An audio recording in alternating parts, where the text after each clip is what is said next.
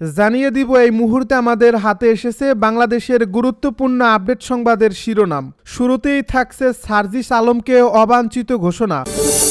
এদিকে শেখ হাসিনার ভারতে থাকার বিষয়ে যা বললেন জয়শঙ্কর। আরও থাকছে তারেক রহমান উপযুক্ত সময়েই দেশে ফিরবেন বলছে রিজভী। এদিকে দেশে ফিরবেন তারেক রহমান, তার নেতৃত্বে নির্বাচনে অংশ নেবে বিএনপি। সব শেষে জানিয়ে দিব শারীরিক অবস্থার উপর নির্ভর করছে বেগম খালেদা জিয়ার লন্ডন যাত্রা, জানালো ডাক্তার জাহিদ। এতক্ষণ শুনছিলেন হাতে থাকা আপডেট সংবাদের শিরোনাম, এবারে বিস্তারিত। তবে তার আগে অনুরোধ রইল ভিডিওটিতে একটি লাইক এবং কমেন্ট করে জানিয়ে দিন ভিডিও সম্পর্কে আপনার মূল্যবান মতামত। আরও জানিয়ে দিন ভিডিওটি কোথা থেকে দেখছেন বা কোন জেলা থেকে দেখছেন। সার্জিস আলমকে অবাঞ্ছিত ঘোষণা।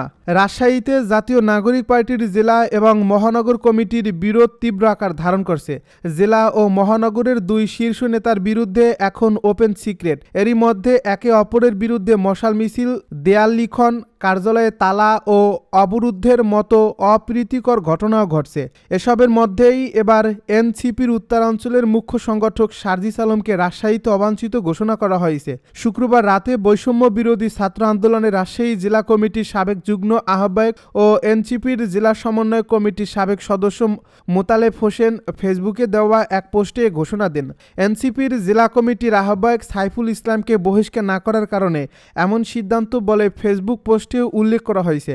গত 29 নভেম্বর সাইফুল ইসলামকে আহ্বায়ক করে এনসিপির জেলার আহ্বায়ক কমিটি ঘোষণা করা হয়। এর আগে তিনি জেলা সমন্বয় কমিটির যুগ্ম সমন্বয়কারী ছিলেন।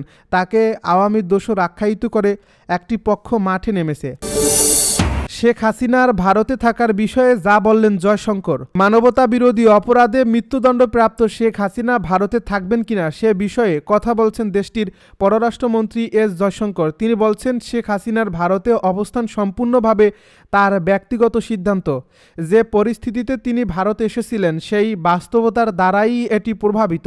ভারতে থাকার বিষয়ে শেষ পর্যন্ত তাকেই নিজের সিদ্ধান্ত নিতে হবে। শনিবার নয়াদিল্লিতে অনুষ্ঠিত এইচটি লিডারশিপ সামিটে এনডিটিভির সিইও ও এডিটর ইন চিফ রাহুল কানওয়ালের সঙ্গে এক আলোচনায় তিনি এ মন্তব্য করেন। শেখ হাসিনার যতদিন ইচ্ছা ভারতে থাকতে পারবেন কিনা এমন প্রশ্নে জয়শঙ্কর বলেন, এটা ভিন্ন বিষয়। তিনি যে পরিস্থিতিতে এখানে এসেছেন সেই পরিস্থিতিই তার ভবিষ্যৎ নির্ধারণে বড় একটি ভূমিকা পালন করবে। কিন্তু আবারও বলছি, এটি এমন একটি বিষয় যেখানে শেষ পর্যন্ত নিজের সিদ্ধান্ত তাকে নিজেই নিতে হবে। বাংলাদেশের সাম্প্রতিক রাজনৈতিক পরিস্থিতি প্রসঙ্গে জয়শঙ্কর বলেন, আমরা শুনেছি বাংলাদেশের মানুষ, বিশেষ করে বর্তমান শাসক গোষ্ঠীর অভিযোগ, আগের নির্বাচনের প্রক্রিয়ায় সমস্যা ছিল। যদি নির্বাচন নিয়েই আপত্তি থাকে তাহলে প্রথম কাজ হওয়া উচিত একটি সুষ্ঠু নির্বাচন আয়োজন করা। ভারতের পররাষ্ট্রমন্ত্রী বলেন, আমরা বাংলাদেশের মঙ্গল কামনা করি। ভারত একটি গণতান্ত্রিক রাষ্ট্র হিসেবে সব সময় চায় প্রতিবেশী দেশেই জনগণের প্রকৃত মতামত গণতান্ত্রিক প্রক্রিয়ার মধ্য দিয়ে প্রতিফলিত হোক। বাংলাদেশ ভারত দ্বিপাক্ষিক ভবিষ্যৎ সম্পর্ক নিয়ে আশাবাদ ব্যক্ত করেন জয়শঙ্কর। তিনি বলেন, আমরা বাংলাদেশের মঙ্গল কামনা করি। আমি নিশ্চিত গণতান্ত্রিক প্রক্রিয়া থেকে যে সরকারি আসুক না কেন তাদের দ্বিপাক্ষিক সম্পর্কের বিষয়ে ভারসাম্যপূর্ণ ও পরিপক্ক দৃষ্টিভঙ্গি থাকবে এবং আশা করি পরিস্থিতির উন্নত হবে। তারেক রহমান উপযুক্ত সময়েই দেশে ফিরবেন, জানালো রিজভী।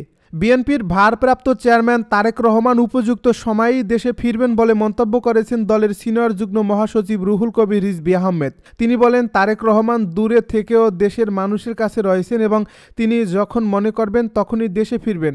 শনিবার রাজধানীর কৃষিবিদ ইনস্টিটিউশনে বিএনপি আয়োজিত দেশ গড়ার পরিকল্পনা শীর্ষক কর্মসূচির প্রস্তুতি পরিদর্শন শেষে সাংবাদিকদের সঙ্গে আলাপকালে তিনি একথা বলেন। নির্বাচনী তফসিল বিলম্বিত হওয়ার বিষয়ে উদ্বেগ প্রকাশ করে রিজভী বলেন, যদি নির্বাচনের তফসিল বিলম্বিত হয় তাহলে দেশের গণতন্ত্র দূর আকাশের তারা হয়ে যাবে।